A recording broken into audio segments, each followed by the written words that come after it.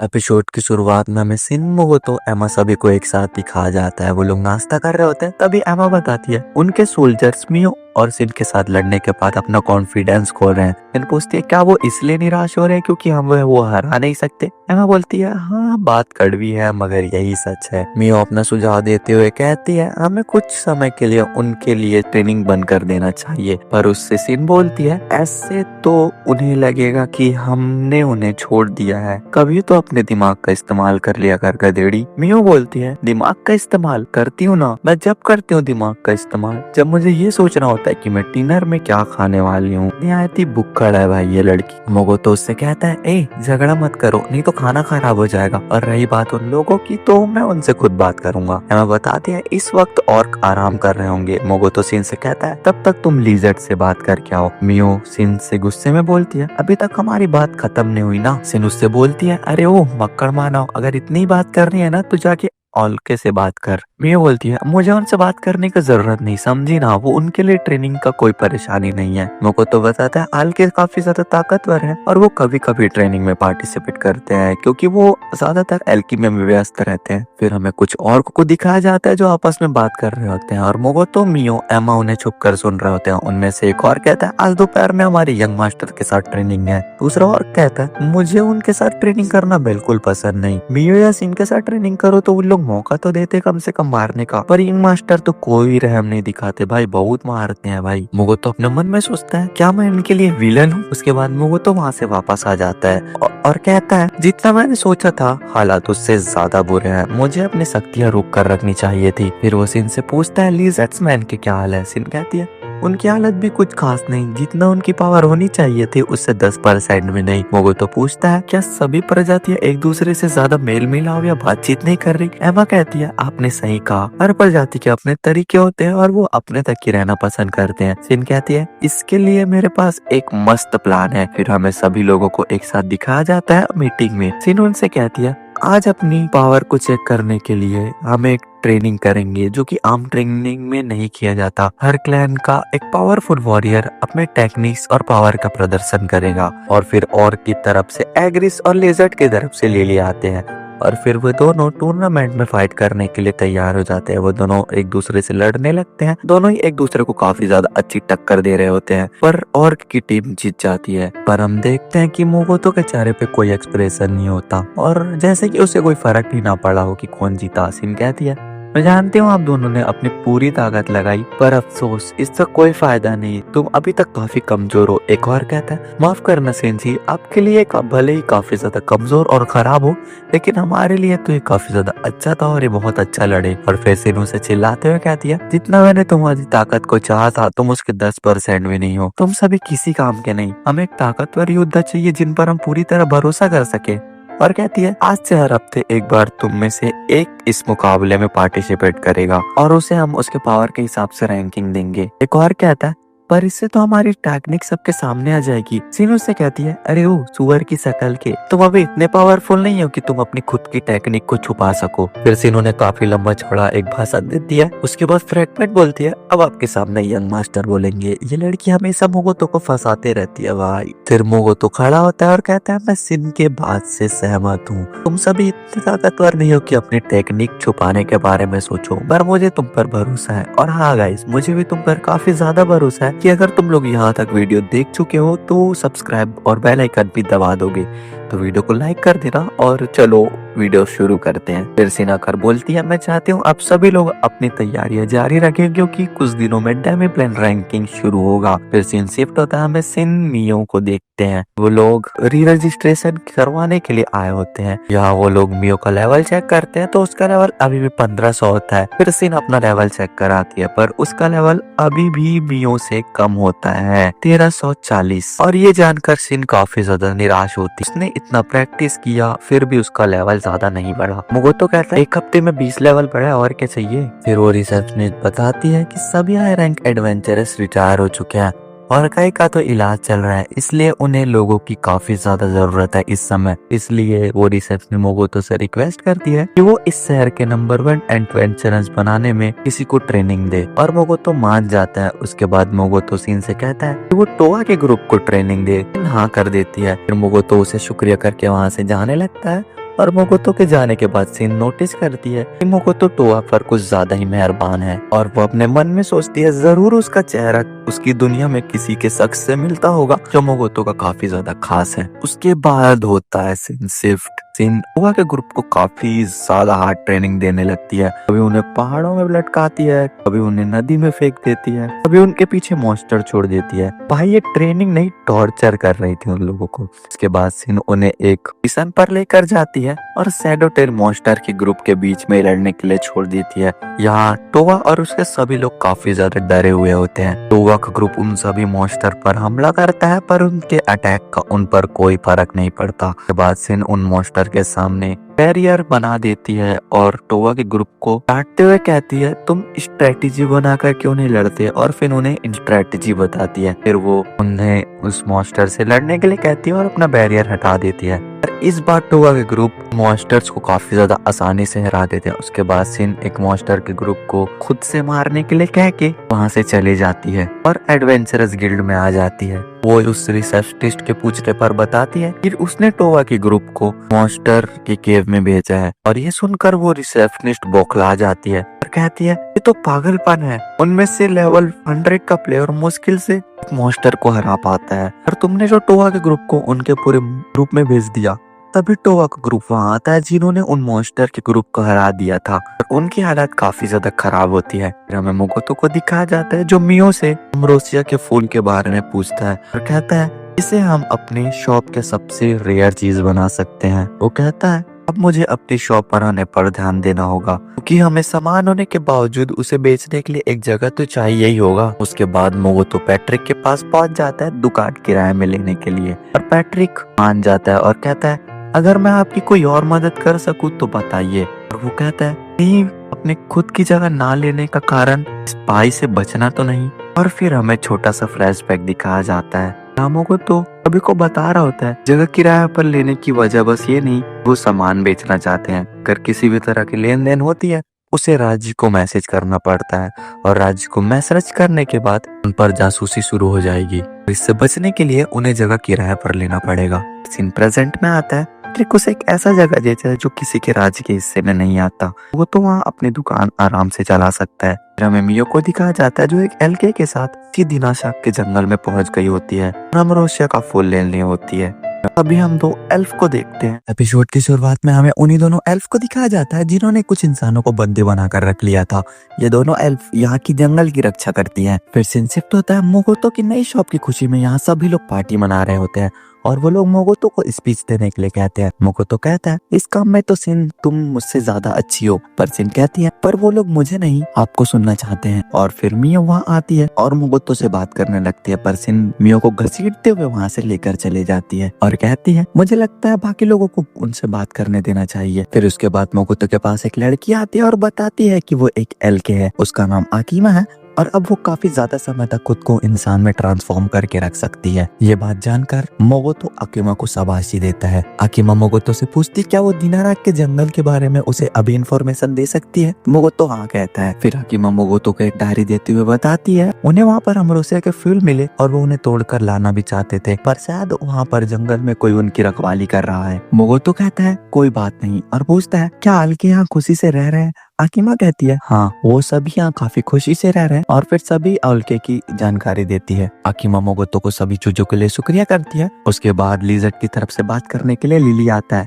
और वो मोगोतो को ग्रीट करते हुए बताता है कि उसने मुकाबले के बाद काफी सारी नई टेक्निक सीखी है और उसे सिन ट्रेनिंग दे रही है। मोगोतो अपने मन में सोचता है सिन का असर पूरे डैमी प्लेनेट पर पड़ने लगा है। उसके बाद सभी लोग काफी एंजॉय करते हैं और वहाँ पर बैरन आता है। बैरन मोगोतो से पूछता है क्या सीगे में रहने वाले लोग काफी ज्यादा अच्छे हैं, क्या वो जगह कैसी है। मोगोतो बैरन को बताता है कि सीगे काफी खूबसूरत जगह है लेकिन सिन और मियो के लिए वो काफी अलग जगह है। उसके बाद बैरन और मोगोतो काफी सारी बातें करते हैं। मोगोतो बैरन से पूछता है क्या वो उनके साथ चलकर उनकी दुकान चलाने में मदद करने के लिए आना चाहेगा। बैरन मान जाता है। फिर हमें सिन और मोगोतो को दिखाया जाता है। सिन कहती है आज यंग मास्टर के साथ इनकी बातें खत्म भी होगी या नहीं। मियो बोलती है हाँ मुझे भी उनसे अमरोसिया के फूलों के बारे में काफी जरूरी बात करनी थी। और फिर वो दोनों एक दूसरे से बात कर रहे होते हैं और फिर अचानक से ही उन्हें काफी अजीब फील होता है क्योंकि उन्होंने मोगोतो की प्रेजेंस को फील करना बंद कर दिया होता है और वो लोग काफी घबरा जाते हैं। मियो को शांत कराते हुए कहती है रुक जाओ, मैं अब उनकी प्रेजेंस को फील कर पा रही हूँ। उसके बाद हमें मोगोतो को दिखाया जाता है जो कि अपनी आर्चरी की प्रैक्टिस कर रहा होता है और कहता है अच्छा है मैं अपनी ताकत को कंट्रोल करना सीख गया। तभी वहाँ मियो और सिन आते हैं उसे ढूंढते हुए और मियो उससे गले लगाकर काफी ज्यादा रोना शुरू कर देती है और पूछती है क्या वो ठीक है, उसे कुछ हुआ तो नहीं। मोगोतो सिन से पूछता है क्या सब ठीक है, कहीं उन पर हमला तो नहीं हुआ है। सिन उस पर गुस्सा करते हुए बताती है कि वो अनगिनत बार मर चुका है। मोगोतो कहता है ओह पगलेट, देख तेरे सामने जिंदा खड़ा हूँ मैं। सिन उसे बताती कि जब वो अपनी आर्चरी की प्रैक्टिस करने के लिए फोकस करता है तो अपने आसपास की सभी चीजों में मिल जाता है और अपनी प्रेजेंस खो देता है और ऐसा तभी होता है जब कोई आदमी मर जाता है। मियो रोते हुए कहती है मुझे लगा जैसे आपको कुछ हो गया है। मोगोतो कहता है डरने की कोई बात नहीं है, देखो सब कुछ एकदम ठीक है। सिन बताती है कुछ ठीक नहीं है। मोगोतो की पावर दिन ब दिन बढ़ती जा रही है और इस समय वो मैजिक के मामले में उस गॉडेस के लेवल जितना हो गया है और अगर उस गॉडेस को इस बारे में पता चला तो ऐसा हो सकता है कि वो गुस्से में आकर उसकी जान ले ले और उसे तुरंत डॉफ से पावर को सप्रेस करने वाला इक्विपमेंट बनवाने को लिए कहती है। फिर सीन शिफ्ट होता है, हमें मोगोतो को देखते हैं वो अपने दुकान के सामान की खरीदी करने के लिए जा रहा होता है और वो यहाँ काफी ज्यादा थका हुआ होता है। वो रास्ते में चलता हुआ जा रहा होता है तभी उसके तरफ एक बैग उड़ता हुआ आता है पर मोगोतो उसे डॉच कर लेता है और तभी वो आदमी वहाँ आता है जिसका वो बैग होता है। वो मोगोतो से माफी मांग कर कहता है मुझे माफ कर दीजिए और अपना सामान उठाने लगता है। मोगोतो सोचता है ये कॉमन नहीं बोल रहा, शायद ही कोई डेमी ह्यूमन है।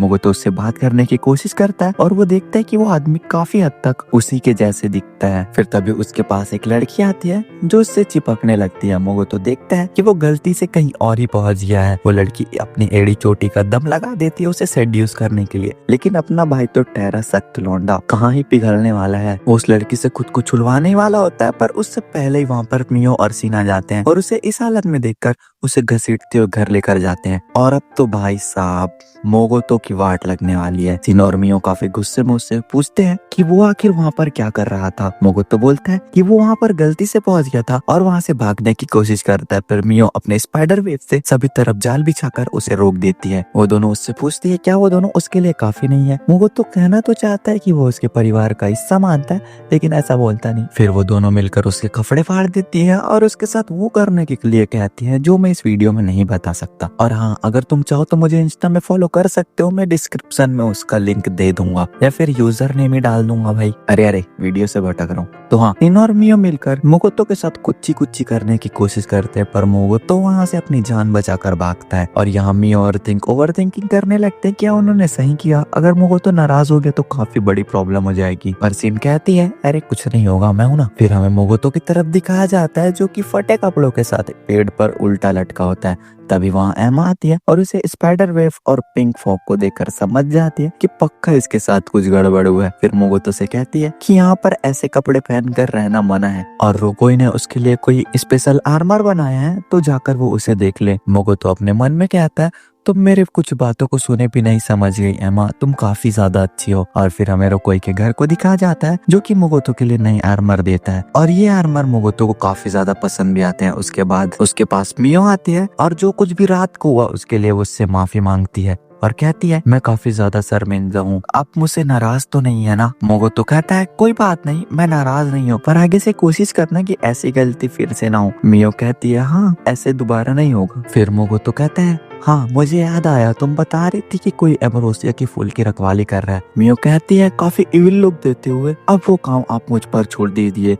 मैं उसे अकेले ही संभाल लूंगी। पर मोगोतो उसके इंटेंशन को समझ के उससे कहता है कि वो उसके साथ जाना चाहता है और ये सुनकर तो मियो का दिल गार्डन हो जाता है भाई। फिर वो लोग दिनाराक के जंगल में पहुंच जाते हैं और उनका कोई पीछा करने लगता है और ये बात उन दोनों को पता होती है कि उनका कोई पीछा कर रहा है। मोगोतो उनसे पीछा छुड़वाने के लिए कहता है और मियो अपनी स्पाइडर वेब से उन्हें फंसा देती है और फिर वो लोग अमरोसिया के फूल के पास पहुंच जाते हैं। आगे फूलों की तरफ फिसलन होती है इसलिए मोगोतो मियो को अपना हाथ पकड़ने के लिए कहता है और मियो काफी खुश हो जाती है और फिर वो दोनों हाथ पकड़कर आगे चलने लगते हैं। और फिर तब हमें उन्हीं एल्फ को दिखाया जाता है जो वहाँ की रक्षा करते हैं और वो उन दोनों को रोक देते हैं और ये देखकर तो काफी ज्यादा गुस्सा हो जाती है भाई मियो। मोगोतो उन एल्फ से बात करने की कोशिश करता है पर कोई फायदा नहीं, मियो ट्रिगर्ड हो चुकी थी और इसका ये भी लोग देख के तो भाई किसी के भी फट जाएगी। और मियो के पावर्स को सेंस करते हुए वो जो उन लोगों का पीछा कर रहे थे वो लोग भी अमरोसिया तक पहुंच जाते हैं और वो लड़की कहती है अमरोसिया के फूल हमें मिल गए, अबे सारे फूल हम लेकर जाएंगे। और ये सुन सुनकर उन एल्फ को लगता है कि मोगोतो भी उन लड़कियों के साथ मिला हुआ है, पर मोगोतो समझाने की कोशिश करता है कि मैं इन लोगों के साथ नहीं हूँ। और यहाँ मियो तो अपने अलग ही गुस्से में थी भाई। उन एल्फ में से एक लड़की कहती है, ए लड़की, तुमसे रेड लोटस की खुशबू आ रही है। मोगोतो सोचता है हम उनसे तो काफी पहले मिले थे। उसके बाद वो एल्फ लड़कियां उन पर हमला करना शुरू कर देती है और मोगोतो मियो को उठाकर भागने लगता है। और फिर यहाँ वही लड़कियां आती है जो